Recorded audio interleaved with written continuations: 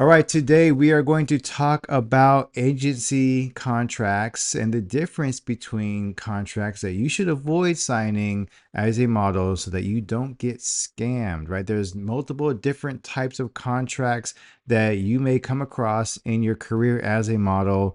And we're going to talk about them. We're going to break them down and also let you know what are the red flags so that you don't get caught in something that you don't want to be a part of, especially if it's something that is financially taking money out of your pocket. When the reality is, as a model, the only reason why you would be signing a contract is to protect yourself and to put money in your pocket, possibly. Right. So, not every contract is going to be about payment, it's just going to be about usage rights. So, we're going to talk about all those different things. We're live on Instagram and we're on YouTube. So if you ever do want to watch these videos live, you can follow us on the ModelCon page. That's ModelCon underscore on Instagram. Or you can sign up on our email list because we don't always go live on Instagram, but we do have an email list. And a lot of times we will do these presentations, these calls live on Zoom, and you'll get a chance to interact with us, ask questions, and sometimes even unmute if we have time to take Q&A at the end of the call. Right. So also stick around to the end of this video and I'm going to do a giveaway. I'm going to give all of you what's called our agency academy workbook. Right. It's a 32-page workbook that breaks down agencies, contracts, what you should be looking for. There's some accountability worksheets and things that you need to know in order to get signed and make sure that you are prepared to do so and lower your risk of getting declined or experiencing rejection. All right. So what's up, Giselle? Baby Millie, what's going on? I think Shiva, what's going on? Thank you for being here. So we're going to talk about there's three different types of contracts, right? Let's talk about that first. Three different types of contracts that you should be aware of. I'm going to look at my notes here.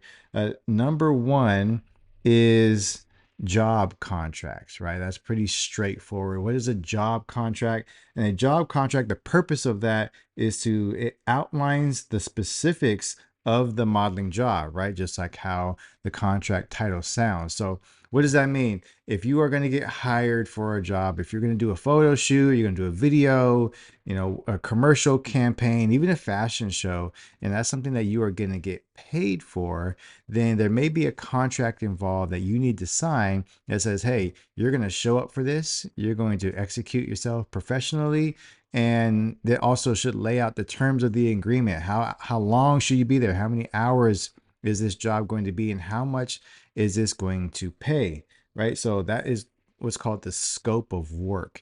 What is the expectation for you once you arrive on set? So definitely you're going to be wanting to know, okay, how long do I need to be there? How many hours is this? Are you going to feed me? Are you going to pay me? Are you going to do both? Is travel also compensated or provided in this? And is there anything that I need to know as far as what I need to do when I show up? Now, a lot of times when you receive a contract for a job, then you may have lines that you need to rehearse and say on camera. You may have certain poses, you may have certain expressions that you're expected to deliver. You also need to know how your wardrobe should be.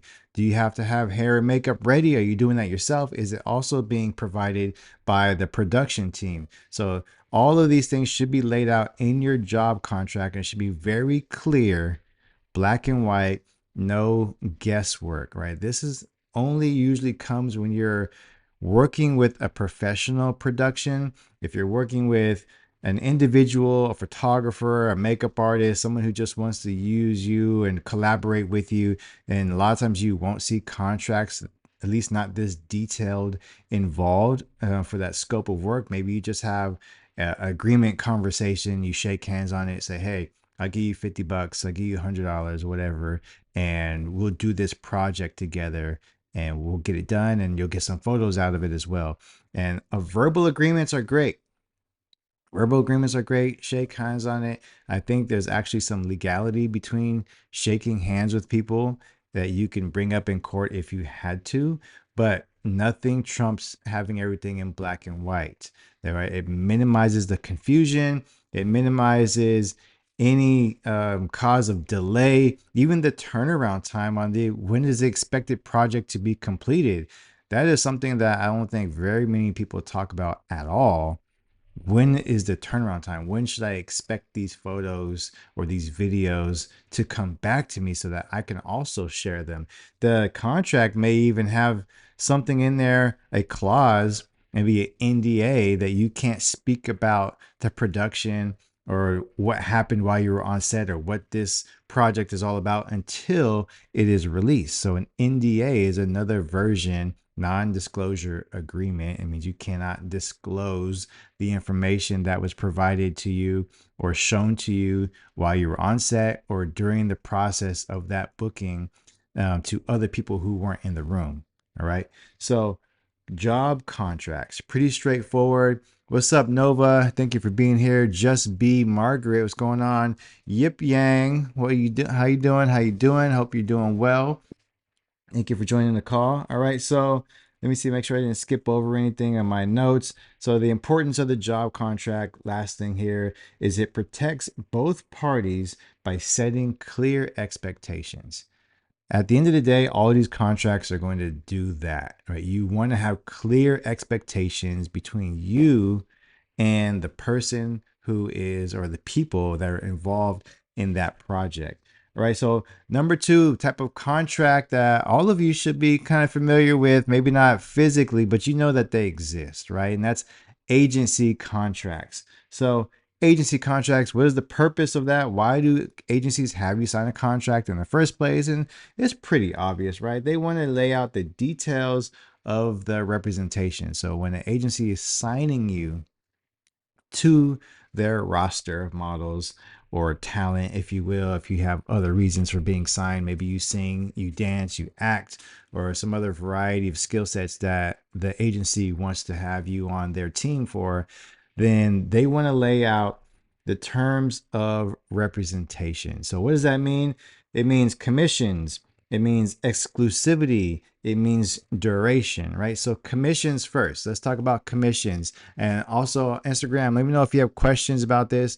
If I'm going too fast, you want me to slow down, repeat something, go ahead and let me know that in the comment section. I am taking questions as we're going through this, right? So, your commissions, right? How much are you getting paid? How much does the agency take from that payment once you receive a job or a booking? So, just to be clear, if you are getting signed to an agency, anything over 20% commission that the agency takes from your rate is something to be cautious of. Over 20% is a bit high. It does happen, especially depending if you're what different markets that you may be in, or if you're traveling abroad and you're getting jobs that are outside of the country. There may be additional rates because the agency here is working with another agency somewhere else, and they're working together to make sure that you get that job. Maybe both agencies are taking a fee, and those are kind of special circumstances. But for the most part, what you should expect is a maximum of 20% agency fee. That's what, so let's break that down. Let's say I'm an agency and I signed you to my roster. Now, the agency itself, me, doesn't pay you directly. That's not how it works. My job as the agency is to find you a job through the clients that I have. So if I'm working with Coca-Cola, Old Navy, Target, any major brand corporation, or even if they're not a major brand, it doesn't have to be a household name, but any company that says, hey, agency, we need a model for this photo shoot, and they need to look like this, they need to be this height, they need to have this hair texture and the whole nine. They're going to give me a description of what they're looking for. So now it's my job as the agency to look at my roster of models and say, hey, which one of these fulfills this requirement list, and I'm going to send this job opportunity to every model that is within a certain maybe mile radius that looks and fits into this description based on what my client needs. All right. So that client, whoever they may be, is also going to tell the agency how much they have allocated to pay the model for that campaign. It could be $500, could be $1,000, could be $3,000 or more. And so whatever that rate is, let's just call it $1,000. Now, me, because I represent the agency and I'm booking you for the job, I'm going to take basically a finder's fee, a representation fee, a negotiation fee, however you want to describe that, because I'm the middleman between you and that company. I'm handling that contract. I have your best interests at heart. I'm making sure that the offer is legitimate and we have your back, like, legally, to make sure that these contracts and the verbiage is all correctly put. That's what the agency should be doing, having your best interests at heart and protecting you. But because we're doing all that work on the back end, and essentially all you need to do is submit for that casting, show up for the job, do a good job, and go home. And that's how you get paid. So because I'm the middleman representing the agency between the company and you, I'm going to take my fee, right? That's how agencies earn their money. Agencies don't earn money by charging you, or they don't pay you directly out of their pocket. The company hires the agency hires you, right? That's how that works. All right, what's up, Lenny? How you doing? Tiffany Garcia, thank you for joining the call today. All right, so an example.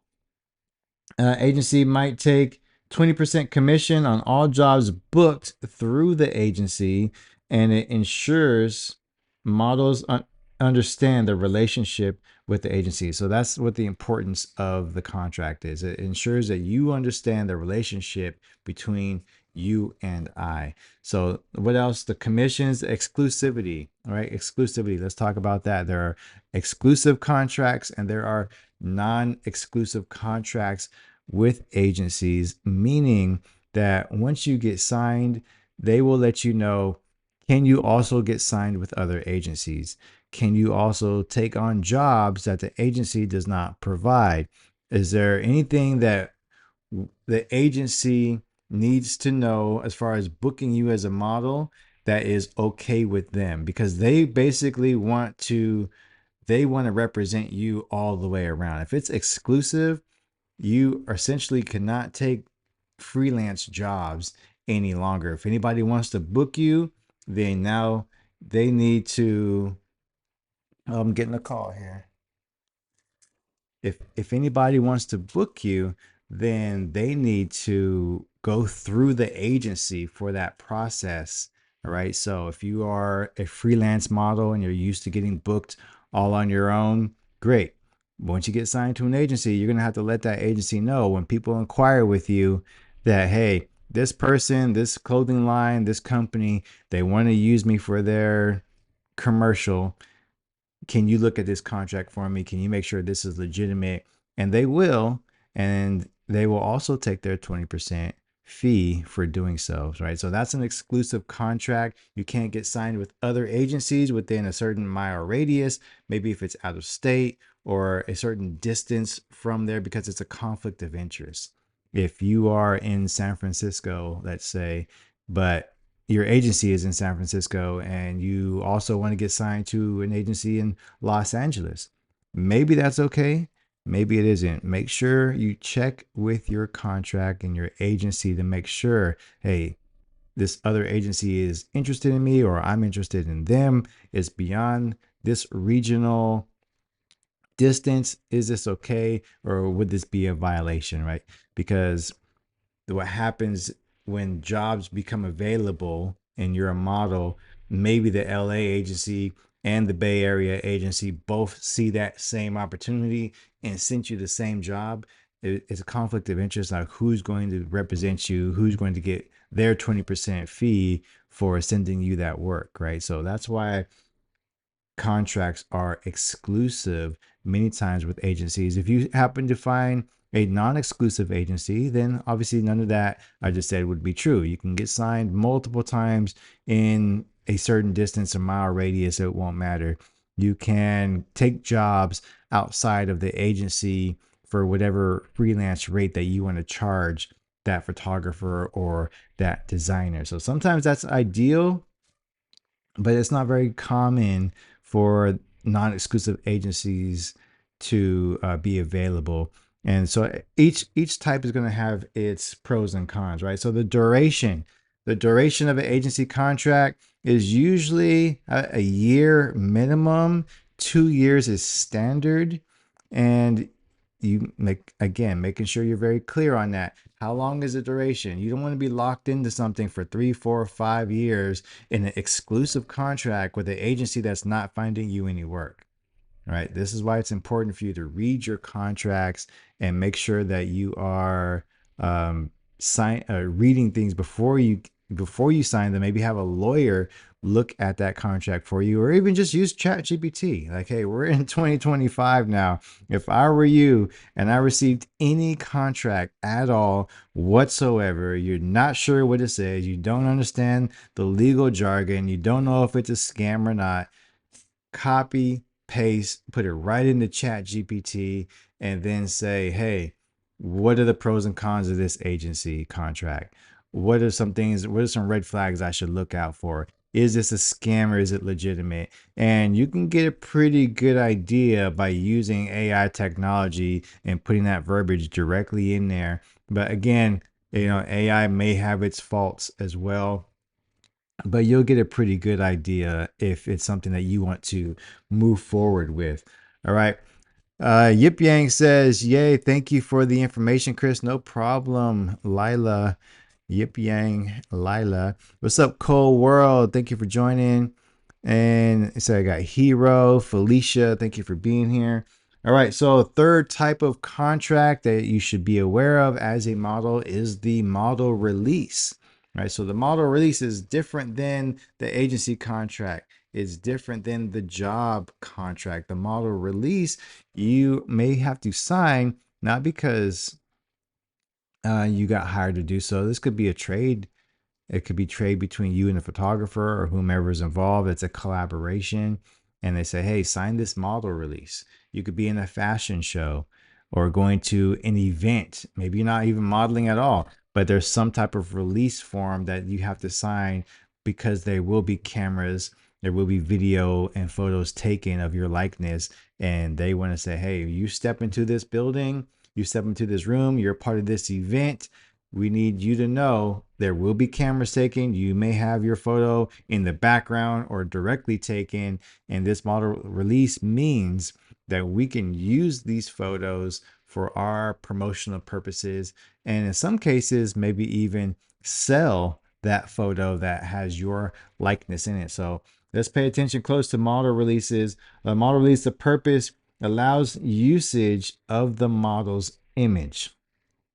Allows usage of the model's image. So again, you hire a photographer or you work with one, collaboration. That photographer takes your photo. You may come across a model release that needs to be signed so that the photographer can use your image for their campaigns, for their promotion, for their portfolio, and so on.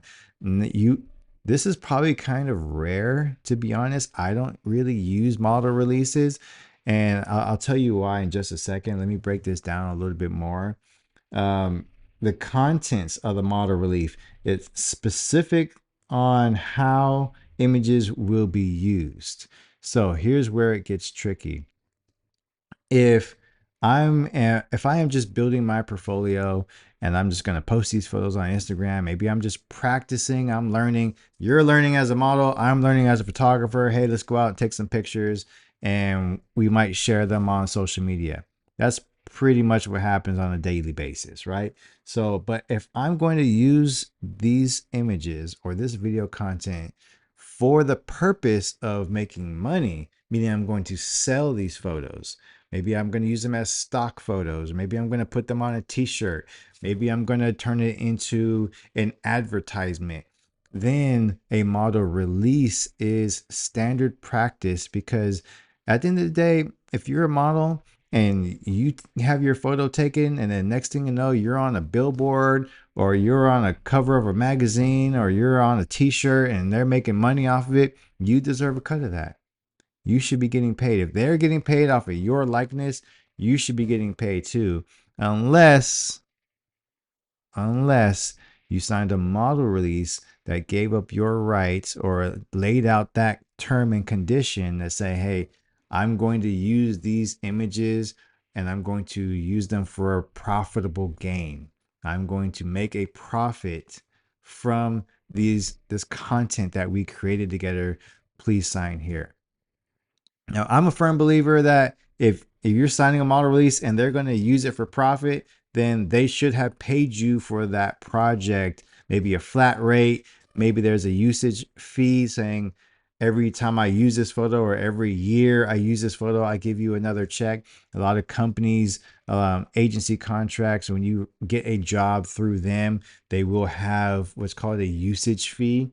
And there's a release that, hey, I can use this content for our purposes, and then there's a usage fee saying if I use this for more than a year, if I renew this content, I continuously put it out there as an advertisement and I sell it, then every year that I do that, you receive another check. So that's what models want. That's what you want at the end of the day. You want to get those usage fees. So that becomes residual money for you. There's commercials that we see on TV all the time. They've been running those commercials for years. That same picture, that same video, we've all seen those faces. We've like damn near memorized the commercial at this point. We've seen it that many times because it works. It works. And ideally, you want to have a residual renewal of that contract, saying every time that they play that commercial, kind of like a music artist when they play music on the radio, or maybe a DJ set. I'm not sure how the music industry works too clearly, but every time they use or they play that song, or you listen to that song on Spotify or Apple Music, there's some money that goes residually to the artist. All right, I have a question here on Instagram. Let me scroll up a little bit. It says, I have a question about agencies. Say if I apply to be in an agency and I get signed to one in LA, does that mean I have to go to them 24/7, and it wouldn't be them paying me to go down there? Or would they try to get me castings campaigns where I am too? So, yeah, if you are not based in the city that you're in, or the city that the agency is in, so you're in Sacramento, but you get signed to an agency that's in LA. And I believe what you're saying is, does the agency, if they find you a job in LA, but you live in Sacramento, are they also going to compensate you for travel? Are they also going to include any um, hotel or, rental car fees in there? Or are they only going to find you jobs in that area? And that is a great question before you sign the contract. So it depend on the agency, it would depend on the job, right? So generally speaking, I think that if an agency is based in a certain city or state, then they're primarily going to find you work in that city or state. And that would be a reason why you would want to get signed to multiple agencies in different places. Because if you're on the West Coast and you're signed on the East Coast, and you're signed in South Africa, and you're signed in Paris, and they're finding you jobs now all over the world, hopefully the job is either also compensating you for travel, or the job itself pays enough that it is also uh, the payment is big enough for you to take out of that the travel expenses. So not always will you get a travel stipend from the jobs that you book out of city or out of state or out of the country, but you should uh, ideally get a contract that is large enough for it all to make sense. But the thing is about that, and again, you have to have these conversations directly with your agency, is before you accept that job. Let's say they offer you a job, it requires you to travel, and it's going to cost you, let's say, $500 just to get there and show up and do what you need to do. Make sure, number one, that the payment is going to be large enough for that to make sense of you. You don't want to take a $1,000 job and it costs you $500 to get there. Maybe it's not worth it anymore. But if it's $1,500, maybe it's $2,000 job and it only costs you $500 in travel, then obviously you can go all day. But if the payment is, you're going to break even or even lose money, now you got to weigh out that option. It might still be worth it in terms of the content that you're going to receive, the company that you're working with, the experience of going and being a part of that campaign. Maybe it's still worth it for you. Maybe it's not, right? So, are they going to pay for your travel? The answer is maybe. Are they going to find you jobs only based in that specific area that the agency is in? That is a question depending on who you are assigned to and what available jobs that they have that they can offer you. So some agencies will offer you jobs that are beyond where their home base is because they have contacts and companies and corporations that they work with all over the place. So, but that is a great question. That is a great question. All right, let's see here. Make sure we didn't skip over anything. So, model releases. The model release, um, a release might permit the use of images in an ad or campaign for a set period, right? That's what we talked about. So you releasing your image to that campaign for a set period. Maybe it expires after a while, and then you can maybe request that it be taken down, or they take it down altogether. All right, so the importance of a model release is it protects a model's image rights and it outlines where their image can and can't be used.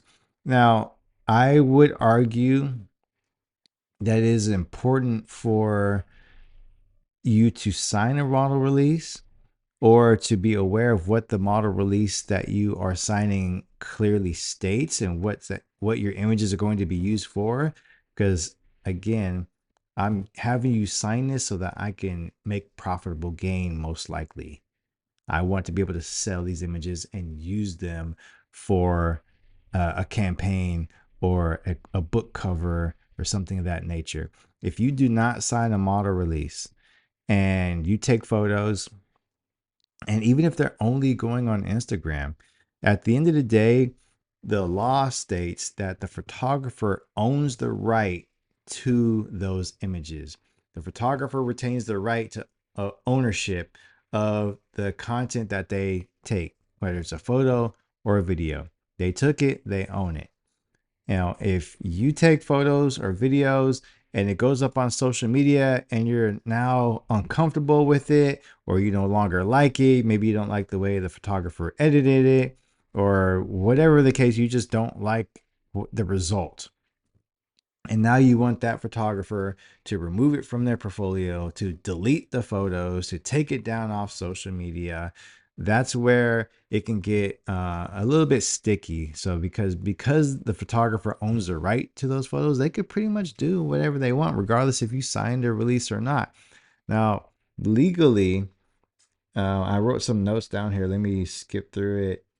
Is if a model doesn't agree with how the photographer edited the photo or no longer wants the photos to be used for that photographer's portfolio or presented online, but no model release was signed, right? So how do you handle that? Because it can become very argumentative. It can be just an uncomfortable situation to be in.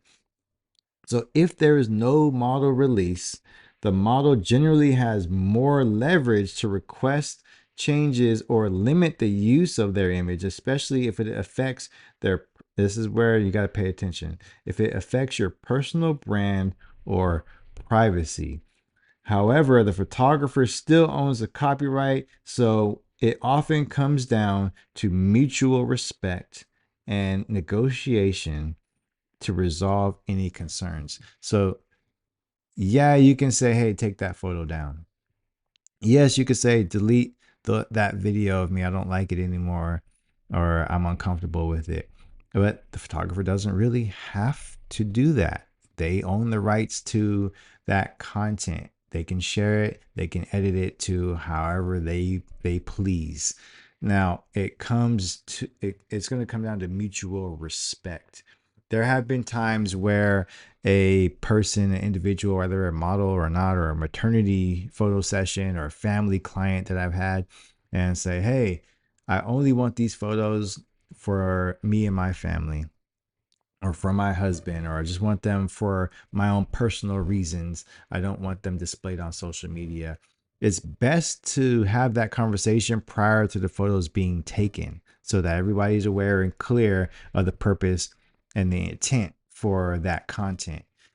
Have that conversation first. If you are taking photos, let's just say in lingerie, because I think this happens a lot, not a lot, but it can happen.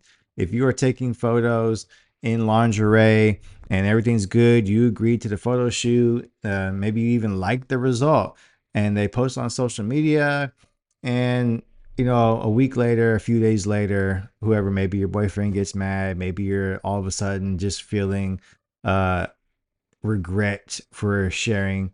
Now you want the photos deleted, taken down, and they've already been put out there. That becomes hard because the photographer or whomever, the makeup artist involved, they're like, hey, no, we worked hard on this photo too. We took it, we edited it, we agreed upon this, we've already put it out there. Why would I take down my work? This is a representation of my work.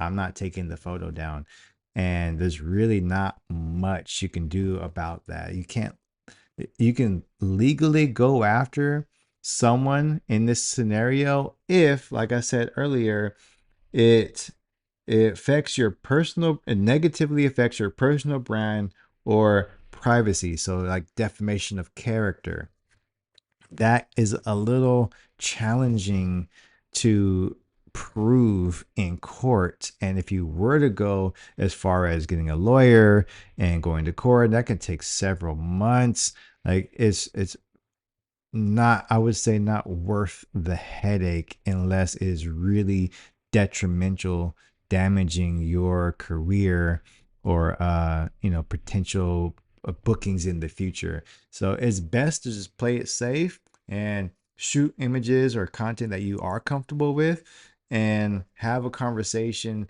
with your photographer or whomever you're working with, saying, what is the end result here? If I sign this model release, what are these images going to be used for? Being very clear on that. So a model release is allowing the photographer or content creator to use your likeness for the purposes that they see fit, especially as it comes to profitable gain. Okay. So we clear on that? Any questions on Instagram? Let me know. I know that was a little bit complicated. Let me check to see if there's any questions here. What's up, Philippe? Thank you for joining the call. Unique, thank you for being here. All right. Let me know if there's any questions about those three different types of contracts. Right. So recognizing scams, right? This is what this call here is about. We know we laid out the terms of the different types of contracts you're going to come across, what the purpose of them is, and the pros and cons. Okay. So recognizing scams, here's how you do so. Number one, unrealistic promises. Unrealistic promises guarantees. This is what an unrealistic promise is. It guarantees instant success. Guarantees instant success. No one can guarantee you success. No one can guarantee a particular result or high financial income or make these big promises. If they are making huge, big promises to you, that should be a red flag right away. No one can, there's no email that you should be receiving. And usually, I feel like the scams, they usually come through email. If you've ever gotten a scam email, let me know some of the things that they've said to you in that kind of was like fishy for you. So we can talk about that as well. Like, what are the red flags that you saw that you're like, I don't know. I don't know about that one.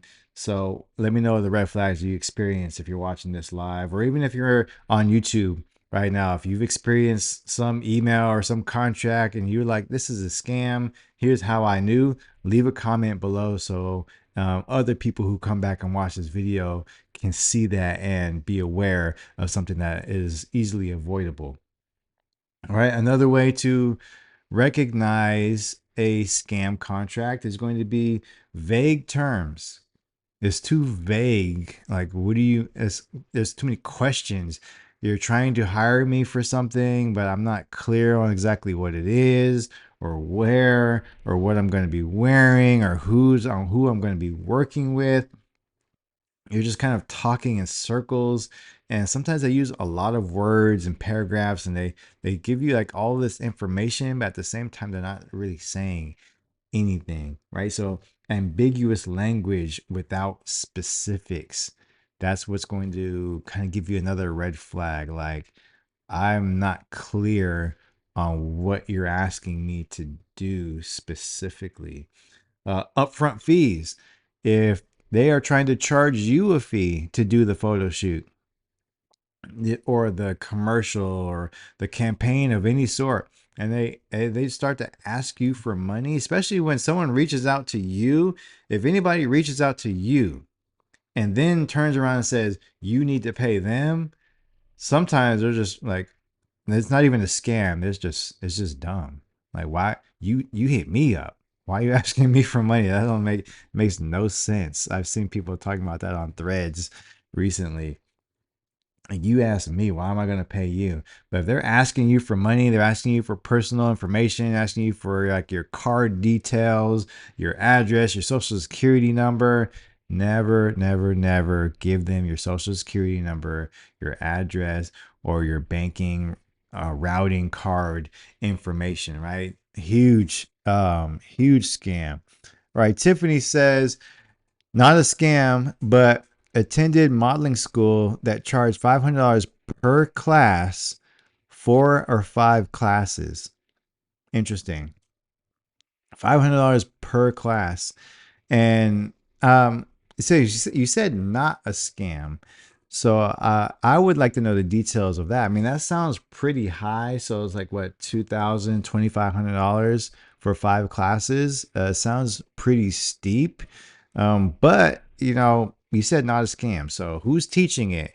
What are they teaching you? Are they very detailed? Is that like one-on-one? Is it a group setting? Like, what what is the value that comes with that? I do agree that that price is steep, and for 4 or 5 classes, you're basically saying that the amount that they were charging to teach you was not worth the value that they were giving, and that is a red flag in itself.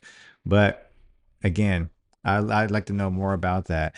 What happened there? Let's see. Nani says, where they make you pay first to promote their product or ask you to pay first before joining their agency. So yes, those are two great things right there. So if you are being reached out by a company, they have a product.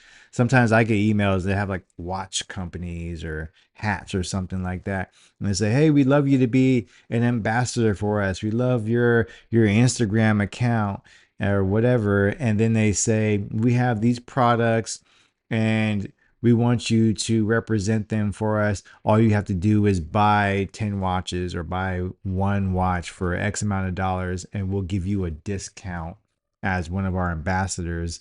And they start you off that way. They want you to buy the product first and to ship it to you, maybe at a discounted rate.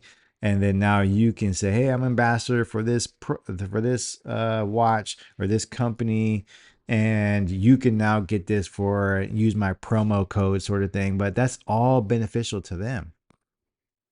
They're the beneficiary the entire time. They're charging you, and then they're asking you to help sell it to charge other people. So if a company, a product or service, they shouldn't be charging you anything if they want you to help represent their products and services, right? So you're right about that. And also, yes, agencies should not charge you a fee to get signed. There are fees that you have to pay agencies, like for headshots or for digitals or for some type of portfolio building, maybe even some comp cards. They have fees that are associated, but if they're just saying, pay this fee and we'll sign you afterwards, that's where you are. There's a red flag there. You're right. All right, let's see. Actually, maybe it was a scam. Tiffany says, definitely think people should change, uh, but the rate was very high. Yeah, so maybe it was. I mean, did you go through the program? Did you go through the course and complete that process and pay the entire fee? Like, so, I mean, maybe it just wasn't worth it to you? Because I have a coaching program too. We teach models, we have a membership, and there is an investment to do so, but we have a lot of bells and whistles. We spend a lot of time with our models. We have a community board, we have conversations, we have individual conversations, we have 2 hour workshops, and we have a huge event that they come to. They can graduate and cross the stage at ModelCon. So we do have a coaching program, and there is an investment involved. And but we over deliver on our promise, and we actually do help models, gain their confidence, learn how to walk and pose. And over the last year, I would say close to about 30 of our students have gotten actually signed, sometimes multiple agencies. So yeah, the result, the value versus the offer that they're asking of you, that's where you're going to come into. You make sure that someone is always giving you more value than what they ask for in exchange.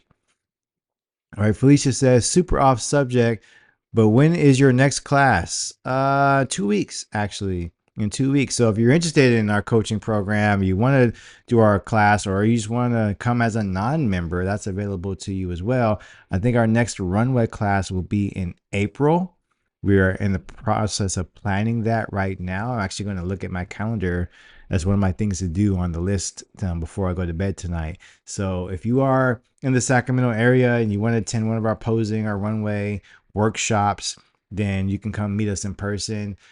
April 2025. I'm dating this video now. If you're watching this on YouTube, April 2025, we'll have our next in-person workshop for both members and non-members.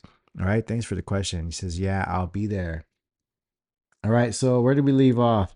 Recognizing scams. Right. So unrealistic promises, vague terms, upfront fees. We just got done talking about it again, and pressure tactics. Pressure tactics, right? So urgency to sign without review. So they're not trying to give you a lot of time to think it through. They want to just say, hey, we need this done now. Like the project is tomorrow, or it's in a few days, or we have other models that are interested too. Like just pay this fee or sign this right now. And they're pressuring you. They want you to move quickly without giving you a full chance to review and understand what it is that you're getting into in the first place, right? So if there's a lot of pressure to get involved or move forward with that contract, then definitely a red flag, a way that you can avoid the scam. Now, you should not feel the need to have to move so quickly within a reasonable time frame, like maybe 24, 48 hours, maybe a week. um, Sometimes modeling projects do come up very last minute, like, hey, we need a model today, we need one tomorrow, somebody canceled, and we're trying to find somebody to resolve this. It happens, right? But you should still understand what you're getting into. What is the payment involved? What does this contract say, if there is one? Is there a model release? And understand the scope of work, right? Like we talked about in the beginning of this call. What's up, Tyra? Thank you for being here, joining the call today. All right. So I don't have this listed down, but something I thought of, I was just reminded, is when you receive a contract or an email, some type of offer, and there's misspelled words, or they're speaking in broken English, right? Like they're not just clearly they're clearly not from a different country, and they're not using correct verbiage, right? Broken English or misspelled words, I would say, is another indicator of a possible scam or a red flag. You're not going to receive an email directly from this huge household name company.